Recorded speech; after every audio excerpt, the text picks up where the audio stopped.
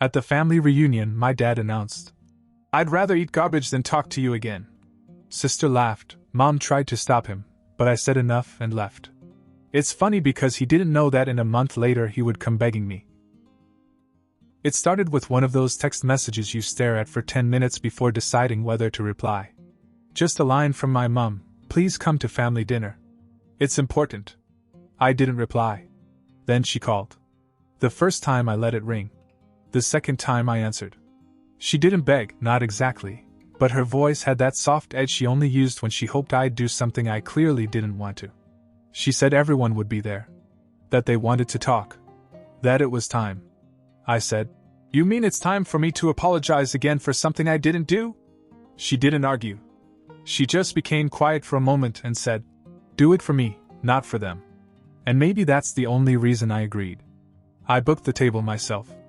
A private room, 10 seats, candlelight, a view of the river, and a menu that must have made the chef cry when people asked for ketchup. I wanted it to be nice, not because I wanted them to feel special, but because if I was going to play along with this charade, I wanted to be in control. I also knew they wouldn't expect it. They'd think we'd meet at some chain near the motorway. They'd hate the idea that I was the one who'd organized something better than they'd ever done themselves. They arrived 20 minutes late. My sister, Madison, had a coat draped over her shoulders like she was walking a red carpet. Sunglasses inside. Dad wore a sports coat like he was somebody. Mom followed, smiling too wide, her eyes darting back and forth as if scanning for threats. I was already seated, drinking a glass of wine I didn't even like. They sat down. I nodded. My mom tried to break the ice with something about how nice the restaurant was. Madison rolled her eyes. My dad didn't say anything at first.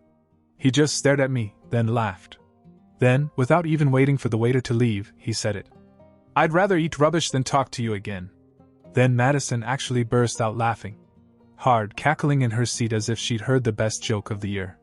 She looked at the server, who had frozen halfway through pouring water, and said, "Did you hear that?"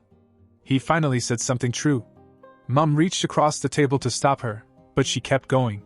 She started calling me a loser. She said I had this pathetic habit of always crawling back, always trying to hold the family together, like some sad little blue stick. She said that everyone should feel sorry for me. That I had booked all this fancy dinner just to make myself feel important for once. And then she clapped. Clapped. In the middle of the room. Mocking applause. That was it. I looked at my mom, who looked like she was going to cry. And I just said no. I got up, left my jacket on the chair, and walked out without a word to either of them. Not even a look back. I thought that was the end of it. But then, less than a week later, I started getting strange emails. Not from them, never from them. From someone else. A name I didn't recognize. And there were documents attached.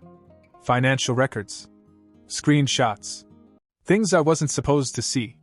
At first I thought it was spam. Then I saw the name of the company at the top of one of the PDFs. Madison's company. I didn't know it yet, but something very bad was about to happen to my sister. And in spite of everything, they were going to come running to me. And I was going to make them sorry they ever laughed at that table. The first email came on a Thursday evening. Subject line, "You'll want to see this." No text in the body. Just an attachment, and a sender I didn't recognize, some alias with a jumble of numbers in the address. I assumed it was junk, deleted it, and went to bed. 2 days later, another email.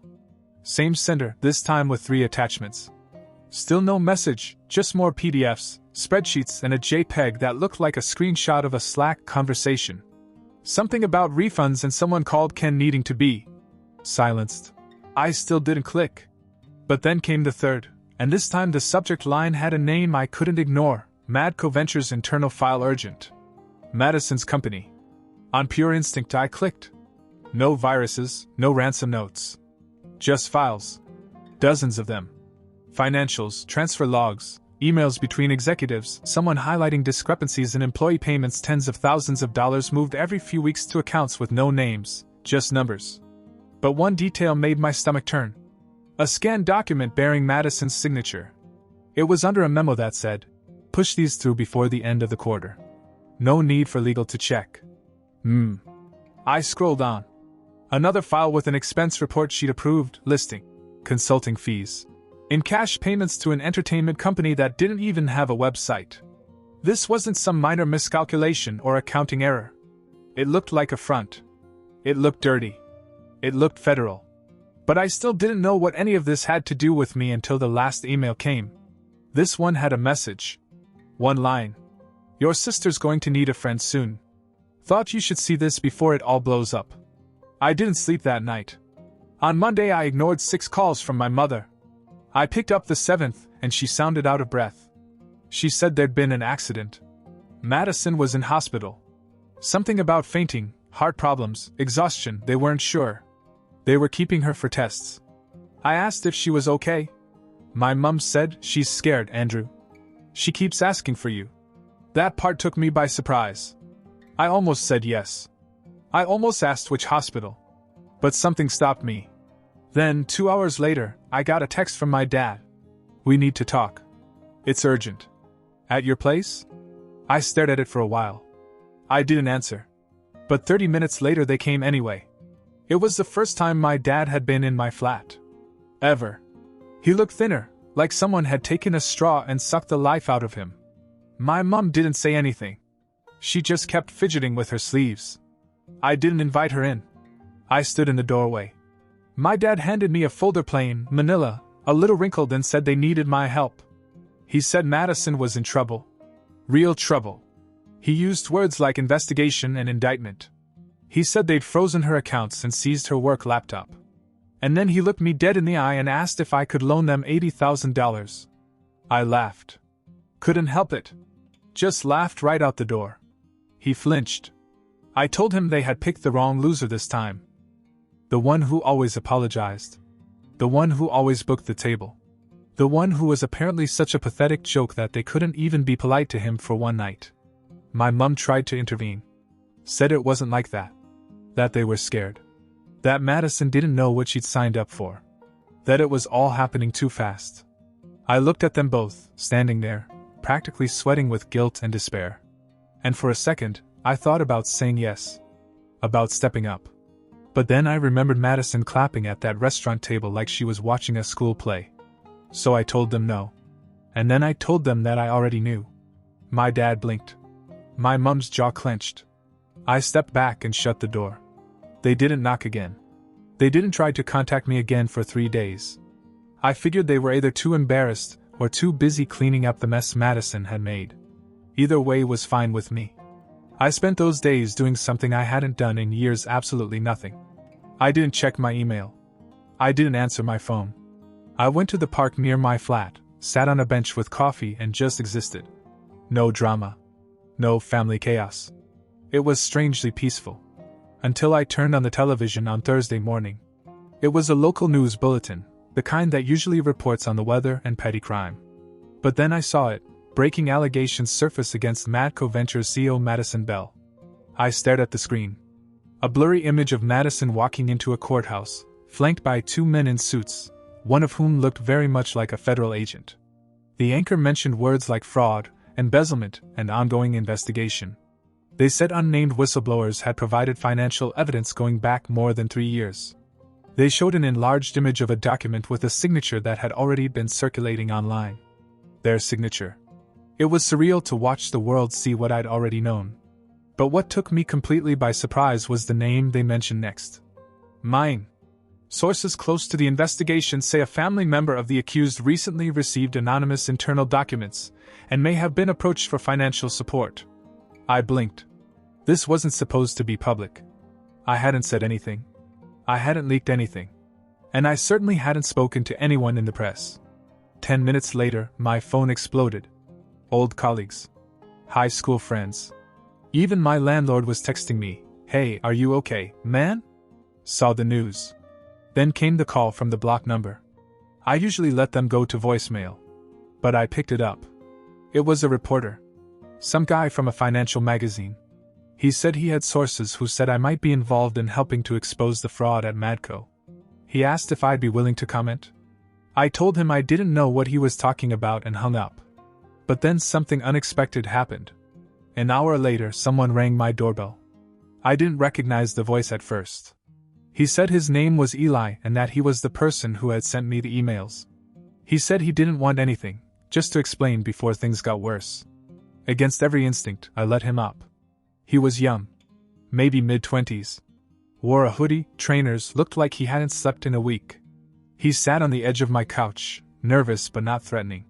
He said he used to work at Madco, a mid-level finance guy, and had been sacked without warning when they found out he was asking too many questions.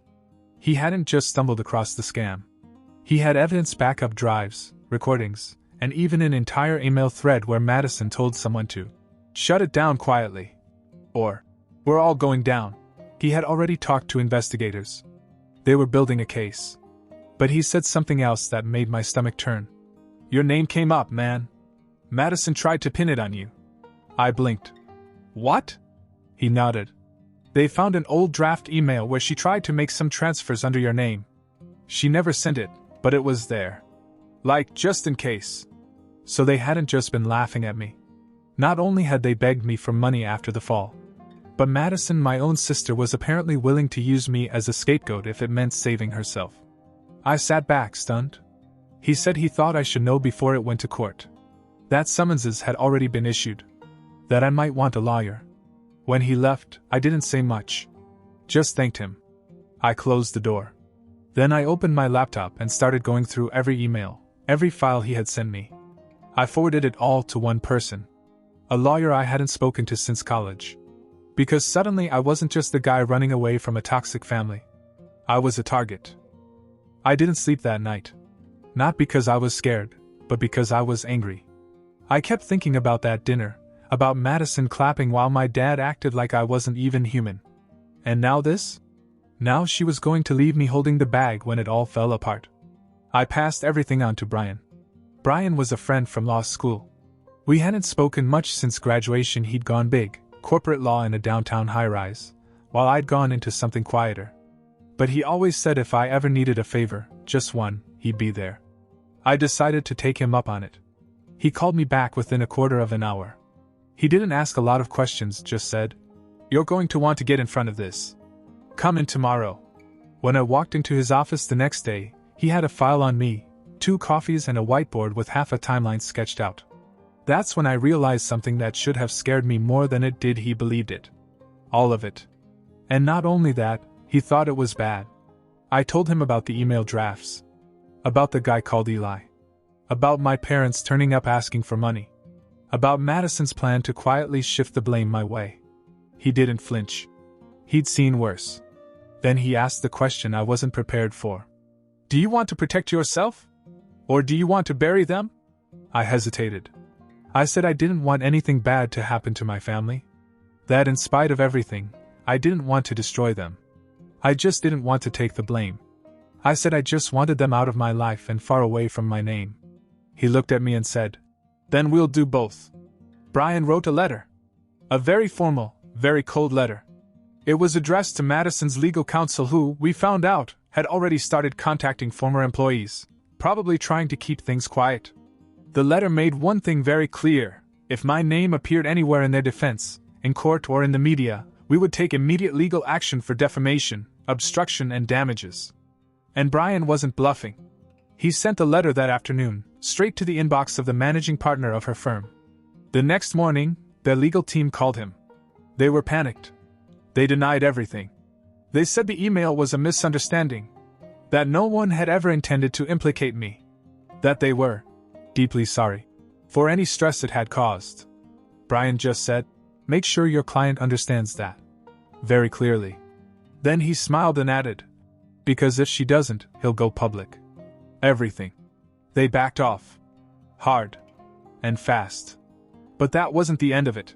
Because a few days later I got another message. Not from a reporter. Not from my mom. Not from anyone I was expecting. It was from Madison. Just one line. "Please meet me. Just once. You don't have to say anything. Just let me explain." And I swear for a second I almost considered it. But then Brian called. And you know what he told me? That changed everything. I hadn't answered Madison's message. I let it sit in my inbox like a rotten piece of fruit. Every hour that passed, I expected her to follow up, to call, to threaten, to beg. But she didn't. Just that one message. She probably thought the silence meant I was thinking about it. Maybe I was. Then Brian called. He didn't waste any time. He just said, "You need to hear this." Apparently one of his contacts, someone who owed him a favor, had got wind of a sealed motion that Madison's legal team was trying to push through. It wasn't public yet. But the short version? They were trying to cut a deal with the prosecutors. She'd cooperate, hand over names, documents, whatever they wanted, in exchange for reduced charges. But here's the part that really hit me. One of the names on the list she was prepared to give up was mine. Not as a scapegoat this time, but as a co-conspirator. Someone who may have seen documents, someone who may have received inside information and failed to report it, someone who may have benefited financially. Brian was calm about it. I wasn't. I asked how the hell this made sense. I didn't work there.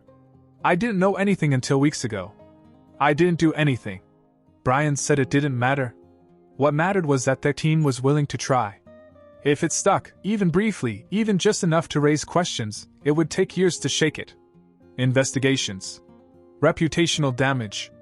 Background checks, job prospects, travel. Everything I'd worked for could go up in smoke because Madison thought I was easy to throw under the bus. So Brian sent another letter. This one wasn't friendly. He filed a preemptive declaration with the court. Attached every email. Every file Eli had sent. Laid out the timeline to show I had no involvement. And just to add insult to injury, he included a formal request that Madison's team be barred from mentioning my name in any future proceedings. Period. If they did, we'd sue for malicious prosecution. Then he leaned back in his chair and said, "If they push it, we'll make it public." Every single file. That must have got through. Because 2 hours later he got a call from one of the partners in their legal team. They wanted to clarify that Madison had no intention of implicating me. That they were correcting the language. That the earlier motion was just a misunderstanding. Brian told them to put it in writing. They did. But here's where things get even messier. I got another message that night. Not from Madison. From Eli. It said there's something else. Something I haven't sent you yet. I wasn't sure if I should. But I think you need to see it now. It was a video file. Low quality, shaky, like it had been taken with a phone propped up on a desk. In the frame, Madison and my dad, sitting in what looked like their office. She was crying. Or trying to. Talking about how things were getting out of hand. About how she couldn't go to prison. About how Andrew doesn't even know what's coming. If it falls on him, it ends there. My dad nodded. He said, "He'll be fine. He always does. He'll come through it. He always does." I must have said it 20 times. That was the moment I stopped thinking about family. After I saw that video, something changed inside me. It wasn't just betrayal. This was cold, calculated indifference. My father, the man who always told me I'd always be his son, no matter what, was casually discussing throwing me under the bus as if it were no different from deciding what to have for dinner. I wasn't angry anymore. I was done. I didn't tell Brian about the video right away. He was already dealing with the legal side of things and I didn't need any more complications. What I needed was a strategy, one that would not only protect me, but make sure my father and sister understood that they couldn't get away with this. Not anymore. I spent the next few days in complete silence. I didn't answer my mom's calls. I didn't check my emails. I didn't go to work. I didn't leave my flat. I had everything I needed right in front of me. Brian's legal papers, Eli's data, and that damn video. I let it all marinate, thinking about every angle. And then I did something that neither Madison nor my father would ever expect. I called a press conference. I know it sounds dramatic. But hear me out. I put it all together in less than 48 hours. I contacted a small but well-known investigative reporter I'd met years ago. He wasn't part of the mainstream media circus, but he had a reputation for digging into corporate corruption and family drama. He was discreet, knew the kind of leverage I had, and was more than willing to help. He didn't ask any questions. He just told me to come to his office with the files. When I arrived, he had already set up a camera. I gave him everything, the emails, the files, the video. And I gave him a detailed, factual account of the last few months. The fraud. The cover-ups. The lies. I was calm. Methodical. I wasn't looking for sympathy. I wasn't looking for a fight. I just wanted the truth out there. I told him to report everything. Then the reporter asked the one thing I wasn't expecting. Why are you taking this to the press now? What's your goal, Andrew? I smiled. To make sure my name is cleared. And to make sure they can't do it again. I'm not the victim here. I'm the one they tried to bury. And I won't let that happen. The next morning it made the news. Not as a small scandal. It was everywhere. The articles came fast. They published the full story, not just about Madison and the company's fraudulent dealings, but about the corruption within the family. About how Madison had tried to frame me for something I had never done. About how my father had been more than willing to let me take the fall while pretending to be the family patriarch. The effect was immediate. Madison's lawyers contacted me first through Brian, of course. They wanted to cut a deal. They claimed that the evidence against her was overwhelming and that a plea bargain was imminent. But that wasn't the surprising part. The surprise came when they asked if I would be willing to speak on their behalf. Not as a co-conspirator, but as a supportive family member. To show that I wasn't as involved as they thought. I laughed. It was almost too perfect. But I told them I'd only talk on one condition: full immunity. Full, unquestioning immunity for me and my reputation. If they wanted me to make a statement that would clear my name and save their skin, they'd have to admit everything. Their lawyers balked. But after a day of panic and desperate negotiations, they relented. The next day I met Madison's team at her office. It was mostly a formality. I read the documents they handed me, signed the papers that ensured my name wouldn't be dragged through the mud again. They agreed to make a public statement that would officially clear me of any wrongdoing in connection with their business. And the final twist? My father didn't show up for any of it. Not once. By the time the ink was dry on the settlement, the media frenzy had begun to die down. But there was one thing that caught my attention. As part of the deal, Madison's name was officially removed from the company's leadership. Its golden child status was gone. The company was in the process of being sold off to cover debts and lawsuits, and all her supposed friends were already looking for the next big thing to latch onto. It was the beginning of the end for them. But for me, I was free. I was out of that mess. No debts. No smear campaign. And the media? They stopped caring as soon as the story dried up. 2 weeks later I got a final message from my mom. Madison is out. I'm so sorry, Andrew. I wish you could forgive us. I didn't reply. Because in that moment I realized something I hadn't fully understood before. Some families aren't worth saving. And some battles aren't won in courtrooms. They're won by taking control of your own story.